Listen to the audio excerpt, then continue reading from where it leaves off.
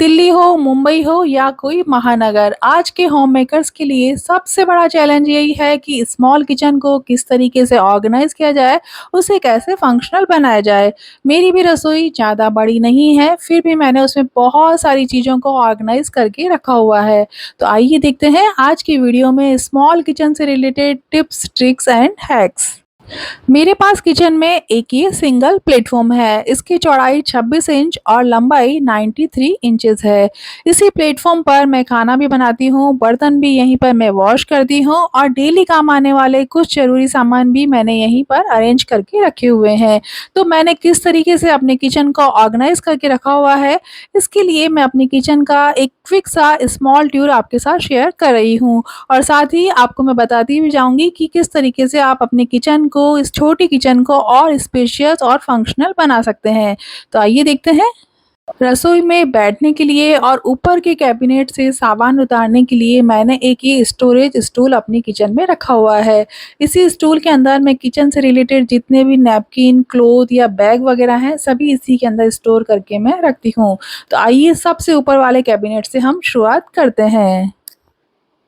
सबसे ऊपर हमेशा हमें वो सामान रखना चाहिए जो हमारे थोड़ा कम काम आता है और इन्हें भी हमें कैटेगराइज़ करके रखना चाहिए। जैसे इस कैबिनेट में मैंने सारे एक्स्ट्रा स्टील व एल्यूमीनियम के बर्तन और फूड प्रोसेसर के एक्स्ट्रा अटैचमेंट्स को मैंने रखा हुआ है। उतारने में सुविधा रहे इसके लिए मैंने बास्केट का यूज़ किया है और साइड में मैंने लेबल भी करके रखा हुआ है।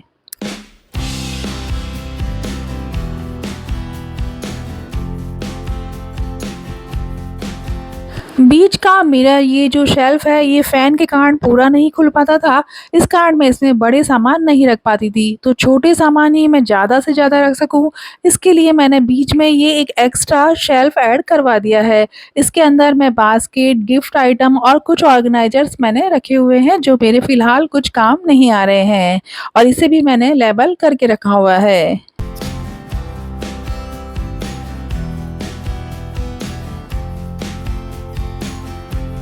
लास्ट इस शेल्फ के अंदर मैंने अपना dinner set, cup set, crockery वगैरह को अरेंज करके रखा हुआ है। सामान उतारने में सुविधा रहे और उतारते वक़्त हम पर गिरकर चोट ना लगे, इसके लिए मैंने बड़े साइज़ के डिब्बे, बाल्टी जो भी मेरे पास था उन्हें यूज़ किया है। तो आप भी ऐसा कर सकती हैं।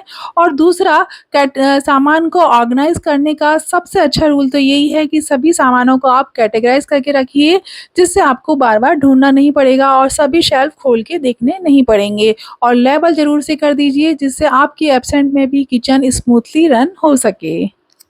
गैस के जस्ट ऊपर ये साइड वाली शेल्फ मेरे बहुत काम आती है, तो इसके अंदर मैंने वो ही सामान रखे हैं जो मेरे फ्रीक्वेंटली काम आते रहते हैं और जगह का पूरा यूटिलाइज़ हो सके, इसके लिए मैंने पूरी जगह का यूज़ करने की कोशिश की है। पीछे की साइड भी मैंने देखिए डब्बे रखे हुए हैं जो मेरे काम आते रहते हैं और लेज़ी सुज़ैन का मैंने यहाँ पर यूज़ किया है और लेज़ी सुज़ैन को भी मैंने माइक्रोवेव स्टैंड पे रखा है, जिससे मुझे थोड़ा और एक्स्ट्रा स्पेस मिल गया है। सबसे इम्पोर्टेंट बात, सामानों को आप भी इस तरीके से ऑर्गेनाइज़ करने की कोशिश करें कि जिस चीज़ की ज़रूरत हमें जहाँ पर हो, वो सामान हमें वहीं पर मिल सके।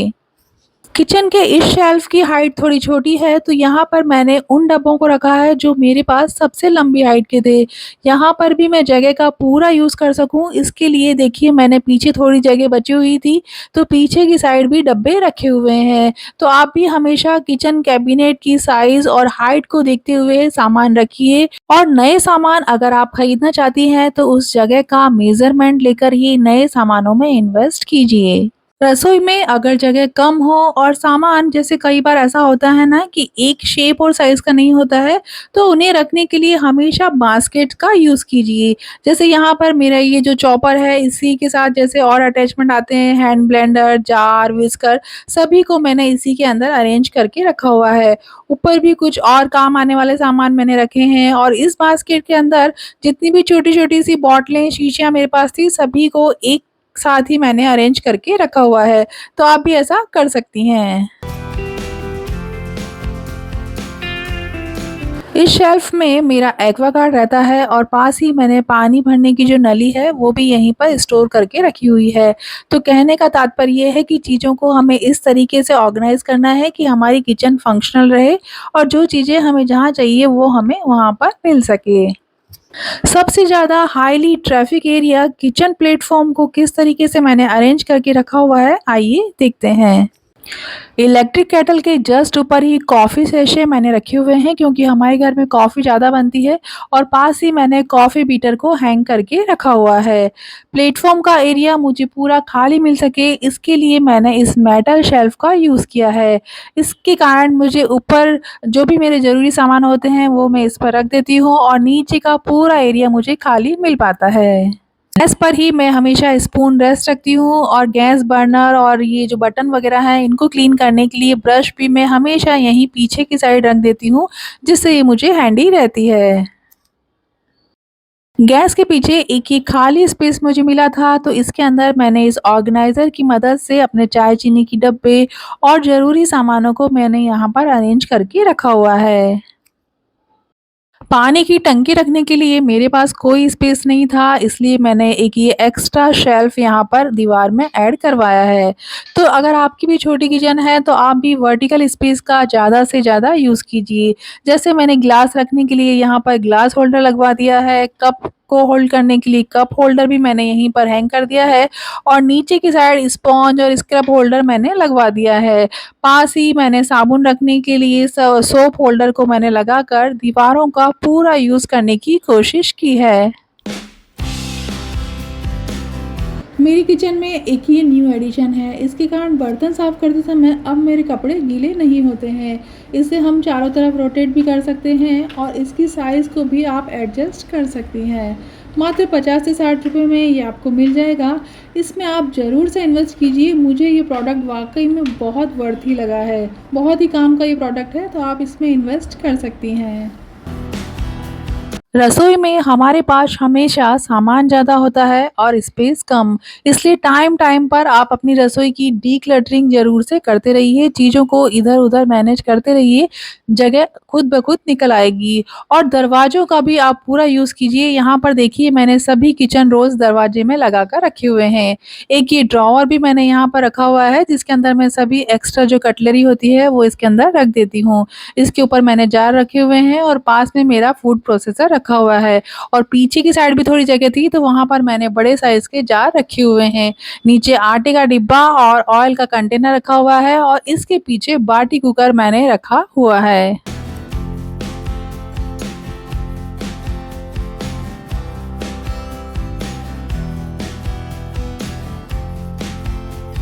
यहीं पर खड़े होकर मैं कुकिंग करती हूँ इसलिए अपने हाथ के जस्ट नीचे वाले शेल्फ के अंदर मैंने अपने मसालों को अरेंज करके रखा हुआ है। सबसे आगे मेरी मसालदानी रखी हुई है और पीछे की साइड सभी सूखे मसाले और अन्य मसालों को मैंने रखा है। सभी सामान प्रॉपर्ली विज़िबल रहे इसलिए मैंने यहाँ पर सभी को लेवल कर दिया है और सभी कुकिंग करते समय जो भी काम आने वाले हमारे स्पैचुला, चम्मच वगैरह हैं उन्हें भी मैंने यहाँ आगे की साइड ही स्टोर किया है। सेकंड नंबर की शेल्फ जो फर्स्ट शेल्फ से थोड़ी-सी हाइटेड है, इसके अंदर मैंने अपने डेली काम आने वाले पोहा, सूजी, दलिया, दालें, अन्य सामानों को स्टोर करके रखा हुआ है।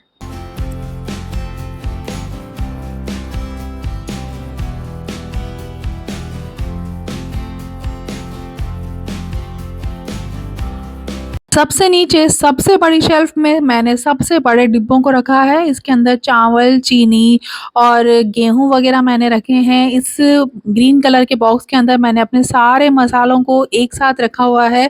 इसके अलावा सारे मेरे जो कैसरोल हैं, उन्हें भी मैंने एक के अंदर एक करके तीनों को एक साथ ही रखा हुआ है और पास में मैंने एक ये 2 कंपार्टमेंट वाला मेरा एक ये ऑर्गनाइज़र रखा हुआ था। तो इसके अंदर मैंने एक्स्ट्रा जो कभी-कभी काम आने वाले जो बर्तन होते हैं सर्विंग में, तो उन्हें मैंने यहाँ पर रखा हुआ है। इस तरीके से मैंने अपनी जगह का पूरा यूटिलाइज़ करने की कोशिश की है।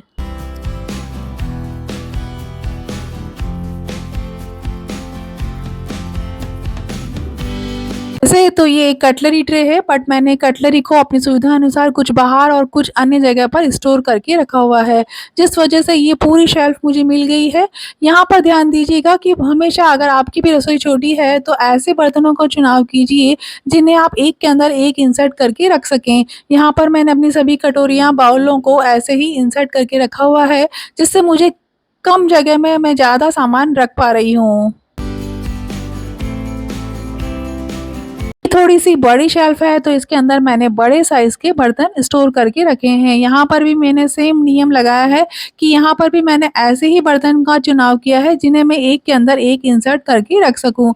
तो सभी तपेलियाँ, कढ़ाइयाँ और कुकर आदि को मैंने यहाँ पर रखा हुआ है।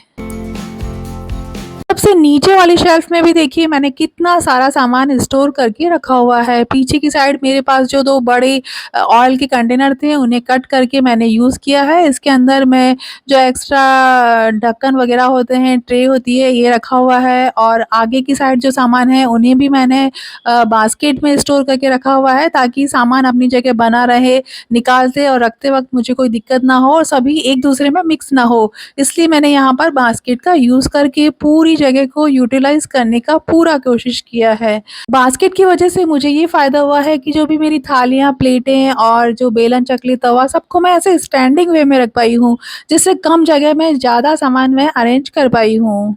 तो आप भी कोशिश कीजिए अपने बड़े सामानों को ऐसे लेटा कर नहीं, उन्हें खड़ा करके रखिए। ऐसा करने से आपको काफ़ी जगह मिल जाएगी। जगह की शॉर्टेज है इसीलिए सिंक के नीचे मैंने गीला कचरा और सूखा कचरा दोनों डस्टबिन मैंने एक साथ लगा दिए हैं और पास ही मैंने यहाँ पर पॉलीथीन होल्डर को भी हैंग करके रखा हुआ है। किचन की लेफ्ट हैंड साइड में मैंने स्टिकी हुक लगाकर अपने ढेर सारे सामानों को ऊपर की साइड हैंग करके रखा हुआ है जो मेरे फ्रिक्वेंटली काम आते ही रहते हैं और इसी के नीचे मैंने एक ये 4 टायर शेल्फ रखी हुई है जिसके अंदर मेरे जितने भी क्लीनिंग सप्लाईज हैं सभी को मैं इसी के अंदर अरेंज करके रखती हूँ।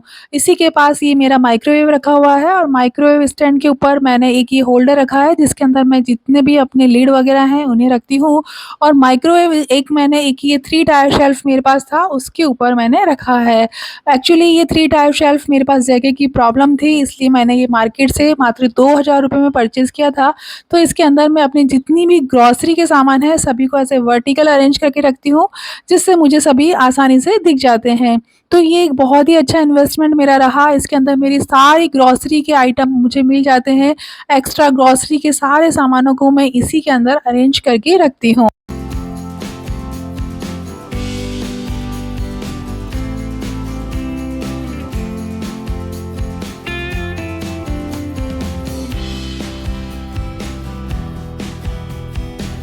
माइक्रोवेव के जस्ट पास मेरा ये डबल स्टोरेज फ्रिज है और फ्रिज को भी मैंने एक स्टैंड पर रखा हुआ है जो मूवेबल है मतलब सफाई करते समय मैं इसे आसानी से खिसका सकती हूँ। इसमें नीचे की साइड व्हील्स लगे हुए हैं और इसके अंदर एक ये शेल्फ भी बनी हुई है जिसके अंदर मैं अपनी कुछ और क्रॉकरी को मैंने अरेंज करके रखा हुआ है। ग्रोसरी की ये जो शेल्फ है ये भी मूवेबल है, इसे भी मैंने एक स्टैंड पर रखा हुआ है और जिसे इसके नीचे भी व्हील्स लगे हुए हैं जिसे मैं सरका कर आसानी से सफाई कर लेती हूँ। किचन के जस्ट सामने मेरी बेटी का रूम है तो यहाँ पर मैंने एक स्लाइडिंग डोर लगाकर रखा हुआ है।